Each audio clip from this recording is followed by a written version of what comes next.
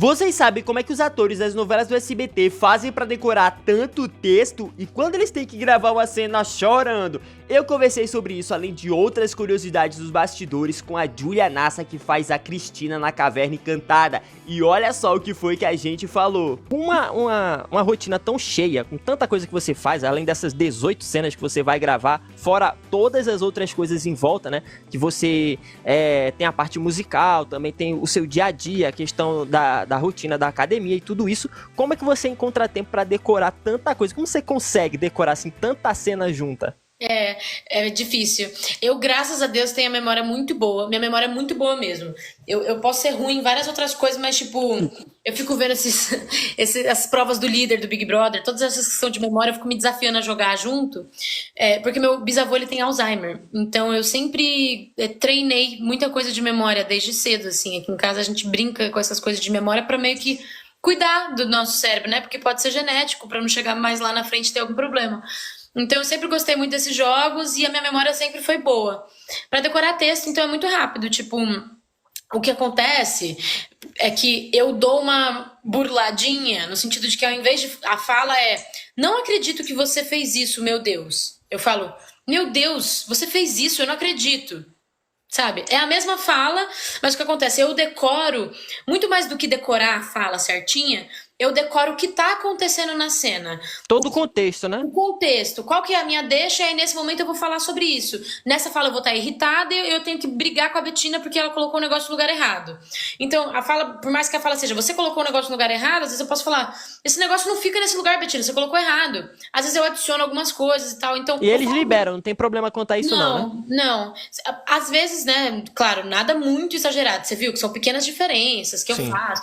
Às vezes eu posso ter uma ideia, por exemplo, eu acho que seria legal colocar uma piada extra aqui. Aí eu pergunto pro diretor antes, eu proponho. Quando vai gravar com as crianças, por exemplo, a gente tem que tomar cuidado pra deixa ficar um pouco mais clara pra eles. Então, por exemplo, o meu Deus no começo ou o meu Deus no final, às vezes pra alguém, pra alguma criança pode fazer diferença, porque a criança tá usando aquele meu Deus pra deixa dela da próxima fala. Se eu coloquei ele no começo e não falei, às vezes ela pode dar uma confundida. Mas eu faço aquele esquema que eu falei, de ficar gravando, que é a técnica do Leonardo DiCaprio. Então, tipo assim, Betina vai falar uma coisa, aí a Cristina fala, Betina fala outra coisa. Aí eu gravo. Cris, você já... Eu gravo, na verdade, assim. Oi, Cris, bom dia. Você já foi pra Lollipopos hoje? Ah, que legal, entendi. Aí eu deixo gravada a cena. Aí eu dou play. Cris, você não sei que ela já foi pra Lollipopos hoje? Não, Betina, para de ficar me perguntando isso, que saco. Ah, entendi, legal, entendeu? Eu faço isso com todas as cenas. Aí me ajuda muito, porque eu consigo ir fazendo outras coisas, eu tô lavando louça, tô dirigindo, tô escovando dente, tô tomando banho, as cenas estão gravadas e eu vou passando comigo mesma. E o que é bom é que eu não fico presa ao papel e eu posso já treinar como que eu vou fazer a cena também. Então, eu vou fazer essa fala e eu vou pôr a mão aqui. Eu vou fazer essa fala e eu vou brigar assim. Vou passar de novo o texto e vou tentar fazer de uma maneira mais raivosa. E aí eu vou testando. Acho isso muito interessante, né? Até porque tem muitas pessoas que têm esse sonho de ser ator, de ser atriz, querem entrar e é bom pra eles também entenderem assim essas dicas, né? Porque quando a pessoa começa, ela é muito presa às técnicas em si, e isso acaba dificultando muito o processo, né?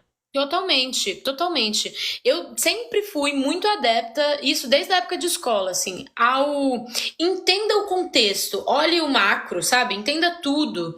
Porque aí quando você dominar aquilo, você fica tão confiante daquilo, igual estudar pra prova. Eu sempre fiz muito assim.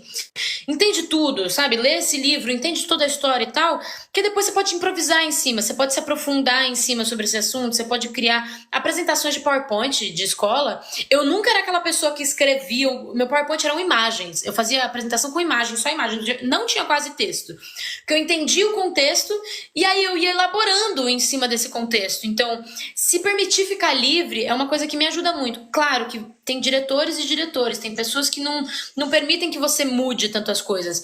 Mas não é sobre mudar, é sobre você estar tão estudado naquilo, você estudou tanto aquilo, não é decorar, é estudar. Você saber do que se trata, que você fica confortável com o que seja que acontece.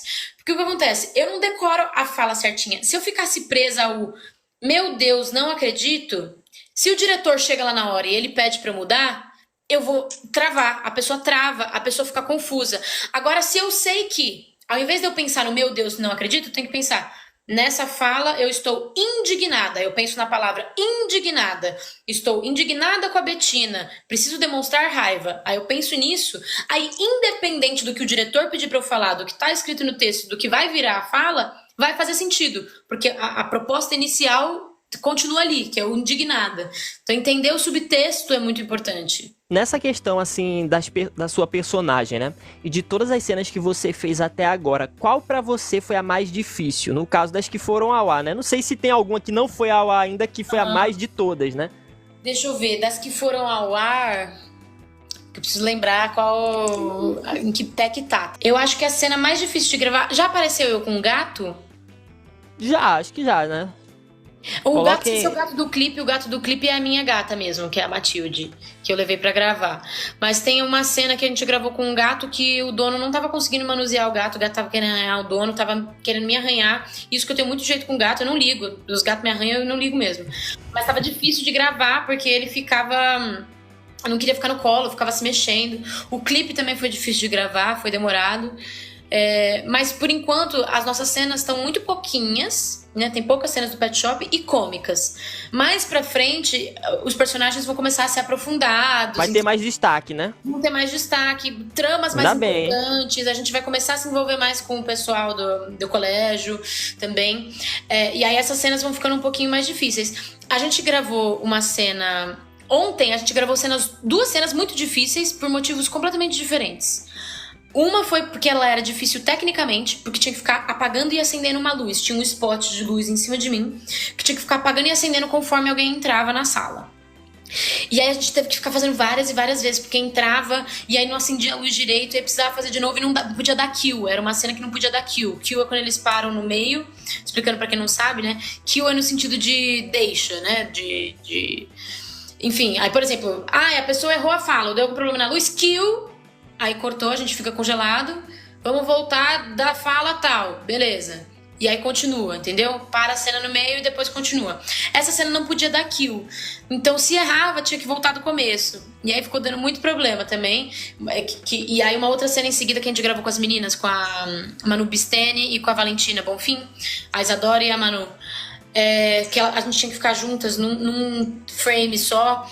E era difícil também, não podia dar kill. E a outra cena que foi muito difícil de gravar ontem foi uma cena porque exigia de mim como atriz. É uma cena que eu tive que fazer chorando. E eu tenho muita facilidade pra evocar o sentimento de tristeza. Tipo, se eu começar a pensar e falar com um pouco mais de embargar na voz, eu começo a me sentir triste de verdade. Mas eu não consigo... Às vezes eu tenho dificuldade pra sair água, tipo, cair lágrima, porque eu tomo um remédio psiquiátrico. Eu tenho bipolaridade tipo 2. Mas super tranquilo, coisa controlada, com psiquiatra e tal. Só que esse meu remédio, ele inibe um pouco a ação de sair água do olho. Então eu preciso estar muito triste, eu preciso de muito tempo de concentração pra conseguir sair alguma coisa. E eu não queria colírio. Eu não queria que colocassem colírio pra fazer a cena de ontem, porque pra mim, sei lá... Fica artificial, né? Fica artificial, porque o choro, a pessoa fica com o nariz vermelho, o nariz escorre, o rosto fica vermelho. O olho também, os olhos, né? O colírio não é só a água que cai. Então, às vezes, é até melhor eu estar chorando de verdade, só que sem água caindo, que é o que geralmente acontece, do que só uma gotinha caindo aqui, aquele choro bonitinho, perfeitinho, assim, né? Aí, eu precisei de um tempinho pra me concentrar antes. Então, enquanto eles estavam montando todo o equipamento, que trocou de cenário pra fazer essa cena, eu pedi um tempo pro Felipe ali, o que tava de assistente de direção. Eu falei, só tenta não falar comigo agora que eu vou precisar de um tempo pra me concentrar.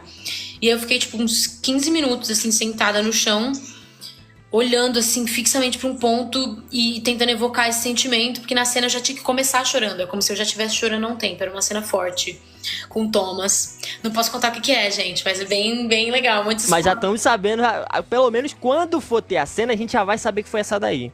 Cena com Thomas chorando. Isso, é uma cena que eu tô sentada no chão chorando. Olha, o que será que ele fez pra ela chorar, hein? E aí... Não, é uma cena super bonitinha. E aí foi muito, muito legal de gravar. Ficou boa, eu fiquei super insegura. Tipo, ai, será que ficou boa? Será que ficou legal? Porque eu sou muito, muito perfeccionista. E eu tô sempre pensando muito em tudo que eu tô fazendo em cena. Eu olho pra tudo que eu tô fazendo, que as outras pessoas estão fazendo.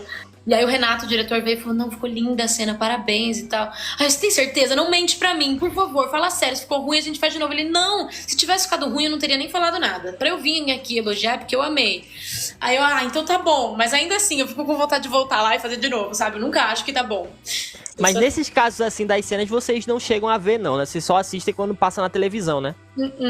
Não, porque nesse dia ainda mais a gente tinha muita cena. Então, se eu parar pra ver, é tempo que a gente tá perdendo, que eu podia estar me trocando, que eu podia estar gravando outra cena, entendeu? Aí eles não deixam ver, então eu vou ter que esperar muito tempo pra ver essa cena. E isso é uma outra coisa que acontece. Como a gente espera bastante tempo pra ver o que a gente gravou, eu até esqueço. Tipo, o que tá passando na TV agora, eu assisto e falo, nossa, é verdade, tinha essa cena, né? É que é tanta coisa, né? 18 cenas, quem é que vai lembrar, né? Exato, eu assisto como fã, porque eu nem lembro o que vai acontecer, eu nem lembro das falas direito. Aí é legal. Fora que também vocês gravam fora de ordem, né? Totalmente fora de ordem. Isso é muito engraçado. Novela mais ainda do que qualquer outra produção. Porque quando você grava cinema ou série, eles vão muito por locação. Então, por exemplo, um filme vão ter esses seguintes cenários. Vai ter o bar, aí tem umas 2 cenas do bar. A casa da protagonista, vão ter 20 cenas na casa da protagonista. A estrada, então umas 2 cenas no carro. Mais umas 20 cenas na escola. Então vão ter esses cenários. Só que não são cenários de estúdio construídos. São lugares de verdade. Então o que acontece? A pessoa, e aí a equipe que faz o filme, eles pagam, eles alugam pra usar aquele carro, pra gravar naquela casa. Então a gente grava tudo que é da casa de uma vez, aí depois tudo que é da escola de uma vez, tudo que é do não sei que lá de uma vez e tudo que é do não sei que lá de uma vez. Então as coisas acontecem um pouquinho mais organizadas. Na novela, a gente também prioriza por cenários, só que como os cenários são do SBT e eles estão lá o tempo todo, eles montam e desmontam quando eles querem. Então tem semana que tem pet shop, tem semana que não tem. Eu vou e volto e gravo na cidade, gravo no pet shop, gravo no colégio. Às vezes eu vou pra Guararema e gravo fora, mas é tudo muito mais misturado e muito mais cena. Nem se compara, e muito mais figurino, muito mais história, muito mais coisa. Então a continuidade da novela é muito mais difícil de fazer do que do cinema, assim. Não à toa que a equipe de continuidade da novela é impecável e são um departamento gigante. E eles se preocupam com cada coisinha, tipo assim, se a bolsa tava de um lado, se não tava do outro, tipo, daqui 5 cenas você vai aparecer vestindo casaco na rua. Então quando você for sair do pet shop nessa cena agora, você tem que tirar o seu colete do pet shop e pegar o seu casaco, pra fazer sentido. São coisas que ninguém vai reparar. Mas eles correm o risco, né? Tem medo que vai que uma pessoa perceber essas pequenas diferenças. E depois acaba reparando, né? Mas principalmente em cinema. Novela, como é mais extenso, é mais difícil. Agora, filme, por exemplo, isso acontece toda hora, né? Toda hora, toda hora. Vocês imaginaram que os bastidores eram assim? Olha só quantas histórias legais a gente ficou sabendo. E eu vou atrás demais com o papo coisado, hein? Então, se você já curtiu, deixa o like aqui, se inscreve no canal e mandem mais sugestões de vídeos e de pessoas pra eu entrevistar. É isso, galera. A gente se vê na próxima. Eu tô indo e fui. Valeu!